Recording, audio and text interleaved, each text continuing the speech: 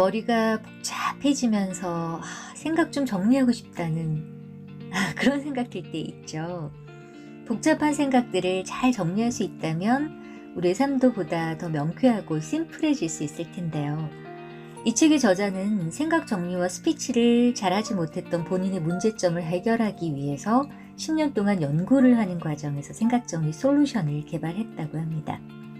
누구나 각자 입장에서 생각 정리 기술은 필요할 것 같아서 도움이 될 것 같아서 전해드리고 싶었어요. 머릿속의 생각을 시각화하고 또 생각 정리 도구를 잘 활용하라고 합니다. 메모장이나 마인드맵이나 브레인스토밍 등등. 그리고 생각 정리의 원리를 이용해서 복잡한 생각들을 스마트하게 정리하는 구체적인 방법으로 몇 가지를 소개하고 있네요. 만다라트 기법, 또 마인드맵, 3의 로직 트리 같은 이 단순한 생각들을 아이디어로 기획하는 방법도 제시하고 있습니다. 그 밖에 오랫동안 기억에 남는 독서 스킬과 생각 정리 스피치까지 다루고 있는 책이네요. 인생 정리 기술 3세트라는 표현으로 인생을 바꾸는 생각 정리에 힘이 되는 3가지를 소개했는데요. 그 첫 번째가 일기 쓰기, 두 번째가 인생의 그래프를 그려보는 거, 세 번째가 버킷리스트 작성하기라고 합니다. 명쾌하게 생각하고 정리하고 말하는 방법, 생각 정리 스킬의 일부를 발췌해서 읽어드릴게요. 구독과 좋아요 눌러주시고 공유해주시면 낭낭 채널을 만들어가는데 큰 힘이 됩니다. 생각 정리 원리를 이용하라. 지금까지 생각은 보이지 않는 두뇌 활동이며 생각을 시각하기 위해서는 손을 이용해 디지털과 아날로그 생각 정리 도구를 동시에 활용하자고 이야기했다. 세 번째로 살펴볼 내용은 생각 정리 원리이다. 아무리 좋은 도구를 사용한다 할지라도 생각이 정리되는 원리를 알지 못한다면 도구는 무용지물이 될 것이 분명하다. 도구보다 중요한 것은 생각이다. 생각 정리를 근본적으로 잘하고자 한다면 원리를 알아야 한다. 생각 정리의 원리는 무엇일까? 전두엽이 좋아하는 생각 정리 원리 3가지를 소개한다. 첫 번째, 우뇌로 발산하고 좌뇌로 수렴하라. 생각 정리를 못하는 이유 중 하나는 곧장 생각을 정리하려는 습관 때문이다. 옷장 정리를 하기 위해서는 일단 서랍에 있는 옷을 서랍에서 모두 끄집어내야 하는 것처럼 생각 정리를 하려면 머릿속의 생각을 일단 끄집어내야 한다. 생각 정리의 기본은 발산에서 수렴으로 가는 형태이다. 생각 정리는 우뇌로 발산하고 좌뇌로 정리하는 것이다. 특히 아이디어를 기획할 때 생각은 최대한 많이 끄집어내는 것이 좋다.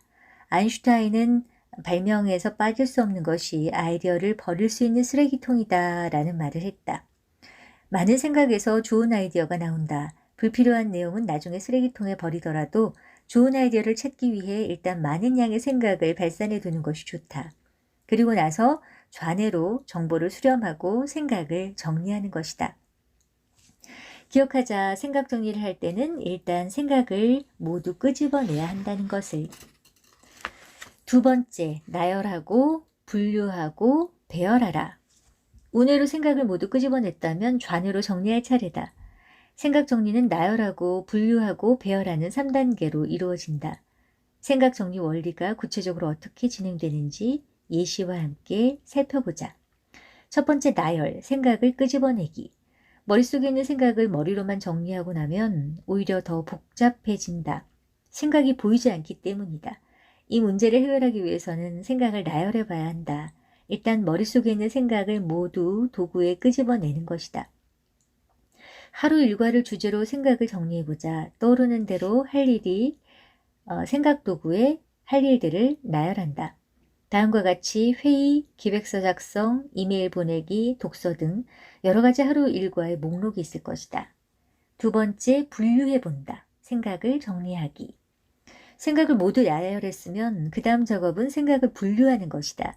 분류는 기준을 정해서 나누는 행위를 말하는데 생각 정리를 할 때 가장 중요한 역할을 한다. 분류가 곧 정리이기 때문이다. 그래서 정리를 잘하는 사람이 분류도 잘한다. 생각도 마찬가지다. 분류를 잘하는 사람이 생각 정리도 잘한다. 그렇다면 분류는 어떻게 할 수 있을까? 아리스토텔레스는 문자가 생긴 이유는 만물을 분류하기 위해서라고 말했다. 따라서 보이지 않는 생각을 정리하고자 한다면 생각을 묶어줄 수 있는 키워드를 찾아야 한다. 하루 일과는 어떤 기준으로 분류할 수 있을까? 하루 일과를 분류한다면 다음과 같은 기준을 생각해 볼 수 있다. 시간의 종류, 오전, 오후, 저녁 등등. 두 번째, 장소의 분류, 외부, 내부 등. 과업의 종류, 일상, 학업, 업무 등. 우선순위의 종류, 1에서 5까지, 소중한 일, 중요한 일, 긴급한 일 등. 이렇게 분류 기준이 나오면 그 다음 나열된 일정을 기준에 맞게 분류하는 작업을 한다. 하루 일과 역시 여러 가지 방법으로 분류할 수 있는데 시간, 장소, 과업, 우선순위 순으로 정리하는 것을 추천한다. 시간 안에 장소가 있고 장소 안에 사람이 있으며 그 안에 과업이 생긴다. 이렇게 객관적이고 논리적으로 정리할 수 있는 순서를 생각한다. 일단 시간을 기준으로 분류한 내용을 살펴보자. 시간을 기준으로 한 번만 분류했을 뿐인데 이전보다 정리가 잘 됐다. 분류는 가능하면 여러 번 할수록 좋다. 생각이란 쪼갤수록 더 분명해지고 잘 보이기 때문이다. 시간을 기준으로 분류를 했더니 무언가 아쉬운 느낌이 든다면 이번에는 장소를 기준으로 집, 회사, 외부로 분류해보자. 한 번 더 분류를 했을 뿐인데 생각이 체계적으로 정리되고 있다는 것을 한눈에 알 수 있다. 분류는 언제까지 하면 될까? 간단하다. 스스로 생각 정리가 될 때까지 하면 된다. 그럼 한 번 더 분류해보자. 이번에는 과업의 종류인 일상, 학업, 업무를 기준으로 분류해보자. 이렇게 시간과 장소와 과업의 종류를 기준으로 분류를 해보니 생각이 정리될 뿐더러 하루를 어떻게 보내는지 일상의 패턴까지 발견할 수가 있다. 물론 어떤 이들에게는 구조적으로 사고하는 것이 아직 낯설어서 분류를 해둔 것이 복잡해 보일 수도 있다. 하지만 분류를 하지 않고 나열만 했다고 생각해보자. 당사자는 물론이고 생각을 듣는 상대방은 훨씬 더 복잡하게 느낄 것이다. 분류를 하면 생각을 구조화할 수 있고 생각을 한눈에 살펴볼 수 있다. 생각 정리에 있어서 분류는 필수이다. 세 번째, 배열하기, 생각의 우선순위 정하기. 생각 정리의 마지막 단계는 배열이다. 배열은 생각의 우선순위를 정하는 것이다. 이 단계는 우리의 생각을 행동으로 바꿔주는 단계이기 때문에 생각 정리 과정에서 가장 중요하다. 방법은 간단하다. 중요도에 따라 간단히 숫자를 붙이고 해야 할 일을 중요도에 따라 순서를 배열한다. 여기에 체크리스트를 만든다면 하루 일과를 실천으로 옮길 수 있다.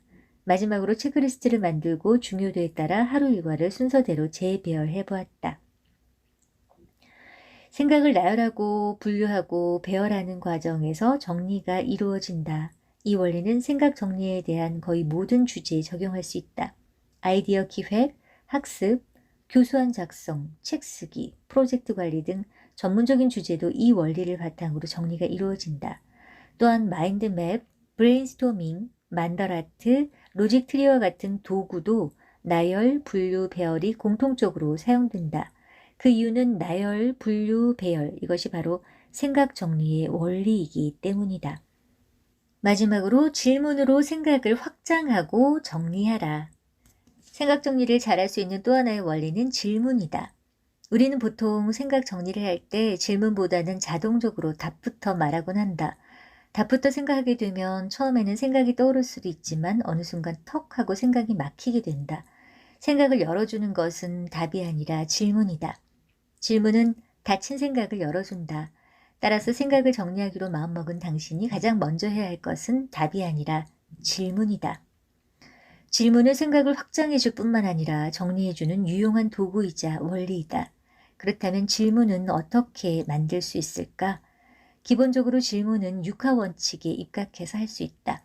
육하원칙은 사전적 의미로 사람들이 가장 궁금해하는 핵심 요소 6가지이다. 한마디로 육하원칙만 잘 활용해도 하나의 주제에 대한 핵심을 파악하고 정리할 수 있다는 이야기다. 육하원칙의 구성 요소는 누가, 언제, 어디서, 무엇을, 어떻게, 왜 이다. 육하원칙 이 말을 귀담아 듣자. 육하원칙에 입각해서 질문하고 육하원칙에 입각해서 정리하고 육하원칙에 입각해서 생각을 하자. 질문은 곧 육하원칙이기 때문이다. 질문이 이렇게 만들어진다. 예를 들어 당신이 여행을 간다고 가정해보자.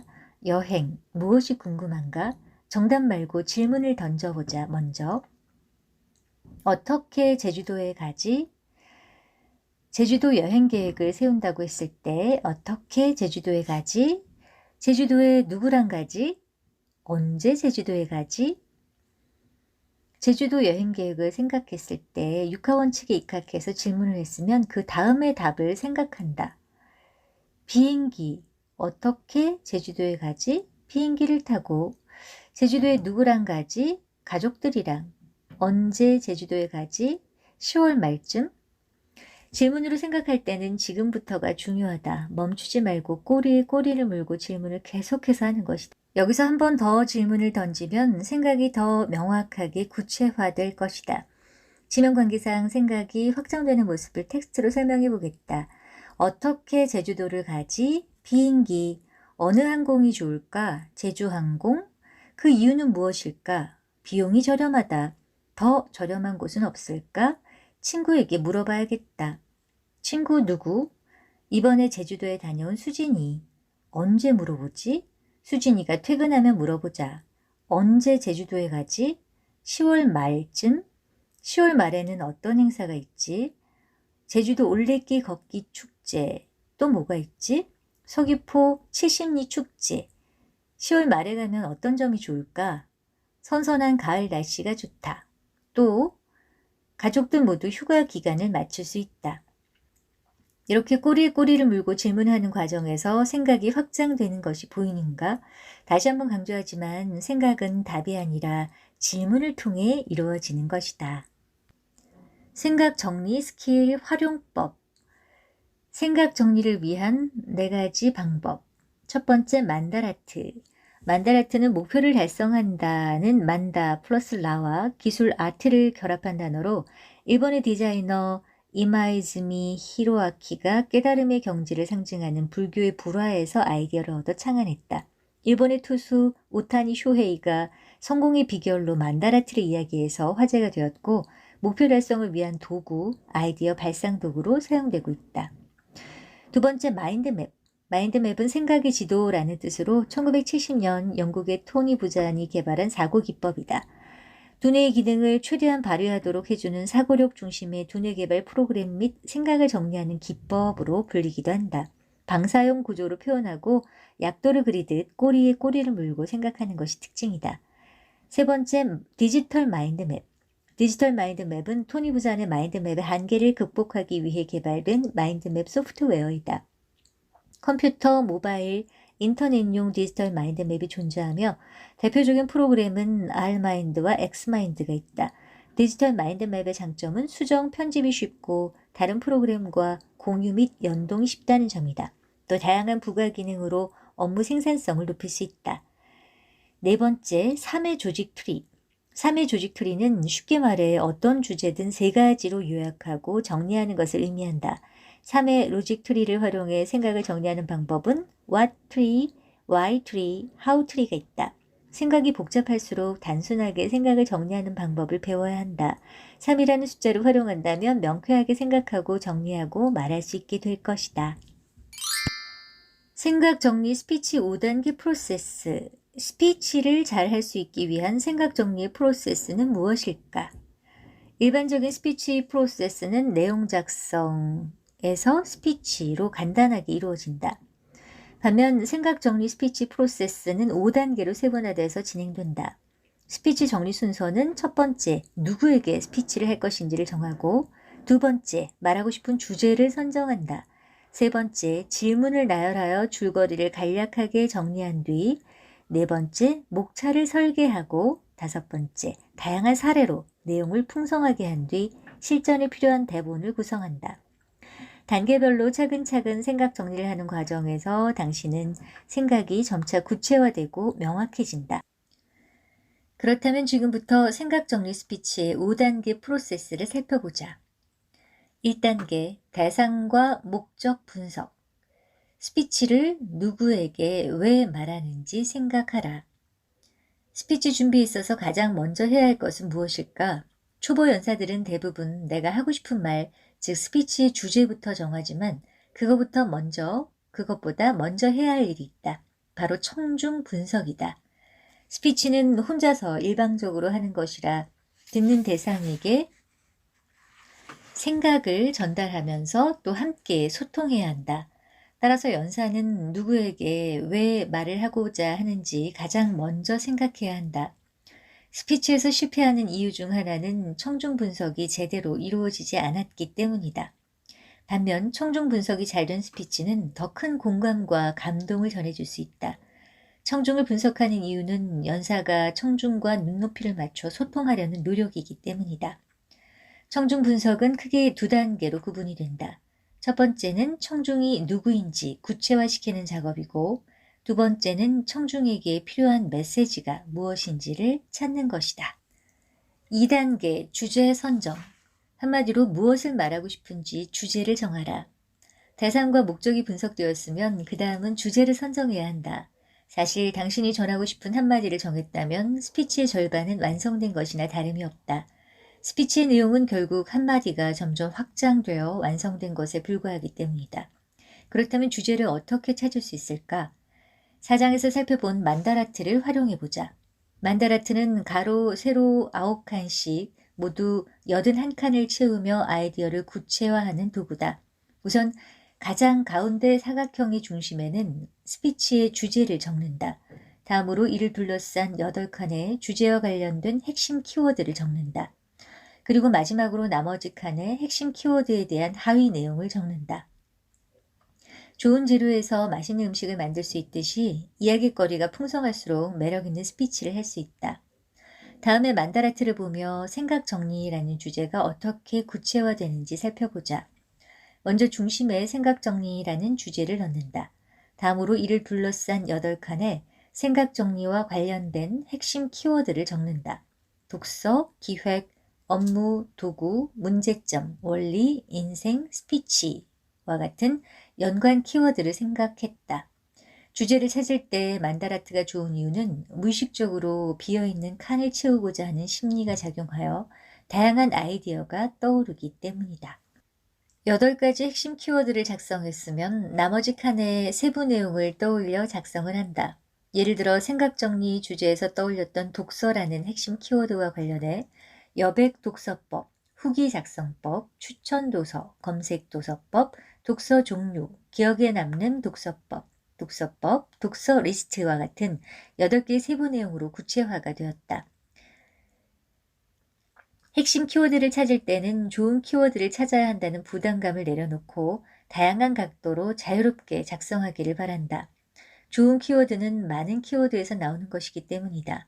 주제와 관련성이 없으면 버리고 또 다시 찾으면 그만이다. 주제를 찾는 단계에서는 아이디어를 최대한 많이 생각해서 기록해두자. 잘 보관해둔 자료가 훗날 다른 아이디어와 연결이 되며 좋은 아이디어로 재탄생할 것이다. 3단계 질문 나열. 질문을 나열하여 줄거리를 정리하라. 만약 당신이 스피치 주제를 독서로 정했다면 이제는 독서에 대한 줄거리를 간략하게 정리해야 한다. 줄거리는 스피치 주제가 좀 더 구체적으로 확장되는 단계다. 주제를 줄거리로 확장할 수 있는 방법은 무엇일까? 바로 질문을 활용하는 것이다. 예를 들어 인생을 성장시키는 독서와 관련된 주제로 강의를 하고자 했다면 그와 관련된 질문을 다양한 각도에서 다음과 같이 나열하고 순서를 정리한다. 내용의 우선순위를 정할 때는 내가 말하고 싶은 순서와 상대방이 궁금해하는 순서를 기준으로 정리한다. 내가 말하고 싶은 순서와 상대가 궁금해하는 순서가 일치할수록 논리적인 스피치를 할 수 있다. 이를 생각하며 배열을 해보았다. 1. 언제 독서를 해야 하는가? 독서를 하면 좋은 시기. 2. 누구에게 독서가 필요한가? 독서가 필요한 대상. 3. 왜 독서를 해야 하는가? 독서를 하는 목적. 4. 어떤 종류의 책을 읽어야 하는가? 책의 종류. 5. 어떻게 책을 읽어야 하는가? 책을 읽는 방법. 6. 독서의 효과는 무엇인가? 독서의 효과. 한번 정해진 순서는 고정되는 것이 아니라 상황과 목적에 따라 탄력적으로 변형될 수 있음을 기억하자. 4단계 목차 설계. 서론, 본론, 결론에 맞춰 목차를 설계하라. 다음으로 스피치 목적에 맞게 임시 목차를 설계해야 한다. 논리적으로 말하거나 설득을 하는 스피치는 기본적으로 서론, 본론, 결론 형식으로 구성한다. 보통 논술물의 구성이 서론, 본론, 결론으로 짜여져 있는데 스피치의 논리를 구성하기 위해서는 서론, 본론, 결론의 역할을 정확하게 이해하고 있어야 한다.